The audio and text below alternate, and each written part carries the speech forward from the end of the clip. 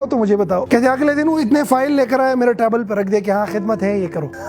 کہتے وہ کام میں نے کر دیا. لیفٹ سائڈ کے بندے کو ویسے میں نے کہا کہ الگ سکاری خدمت ہی ماتا ویلش, اگر آپ کا کوئی کام ہو مجھے بتا سکے. اگلے دن وہ بھی اتنے فائل لے کر آیا اور میرے ٹیبل پہ چھوڑ کے چلا گیا کہ یہ کام کرنا ہے, ڈیبٹ کرنا ہے اور کریڈٹ کرنا ہے, یہ اس کے پیچھے ڈالنا ہے, وہ اس کے پیچھے ڈالنا. کہتے میں 2 سال تک رائٹ اور لیفٹ ان دونوں کا کام بھی کرتا رہا, اپنا کام بھی کرتا رہا, کیونکہ میرے ذہن میں تھا کہ قدرت کے ساتھ میرا ایک پازیٹیو بینک آف اکاؤنٹ بن رہا ہے. سمجھ رہے میری بات؟ کہتے رائٹ اور لیفٹ میں ایک اور ایشو بھی تھا. نکمے تھے, نکٹو تھے, گدیڑے تھے, ٹائم پر نہیں آتے تھے, روزانہ بہانے بناتے تھے, تنخواہ کے پیچھے احتجاج کرتے تھے, ایک دوسرے کی باتیں سناتے تھے, اپنے کام میں انٹرسٹ نہیں لیتے تھے, یعنی کہ اپنی ذمہ داری پوری نہیں کر رہے تھے. میں اپنی ذمہ داری بھی پوری کر رہا تھا اور ذمہ داری سے نکل کر رائٹ اور لیفٹ کا کام بھی کر رہا تھا. جتنی مجھے تنخواہ ملتی تھی وہ کام تو پورا کرتا تھا, اس کے بعد پوری کمپنی میں گھومتا تھا کہ کہیں پر کسی کو ہیلپ کی ضرورت ہے تو میں اس کا ہیلپ کرنا کرتا تھا, اور یہ یقین کرتا تھا کہ میں جو یہ ایکسٹرا کام کرتا ہوں اس کی تنخواہ تو مجھے ملتی نہیں. کہتے اکثر اوقات کمپنی میں لوگ مجھ سے پوچھتے تھے کہ یار تمہیں جو تنخواہ ملتی ہے تم وہی کام کرو, تمہارا کیا کام ہے رائٹ کے ساتھ ہیلپ کرنا اور لیفٹ کے ساتھ ہیلپ کرنا, نہ کرو. لیکن میرے ذہن میں چونکہ یہ ایک خیال تھا کہ جو کام میں کر رہا ہوں وہ تنخواہ تو میری دنیا کا جو بینک اکاؤنٹ ہے اس میں جا رہا ہے, لیکن جو اضافی کام کر رہا ہوں یہ قدرت کے ساتھ بینک اکاؤنٹ میں جا رہا ہے. میرے استاد نے مجھے نصیحت کی تھی کہ قدرت کا بینک اکاؤنٹ بنتا ہے اور وہ پھر چپڑ پھاڑ کے تمہیں بدلے میں واپس چیزیں دیتا ہے. تو میں نے کہا پھر؟ کہتے کورونا آ گیا. کہتے ہم تینوں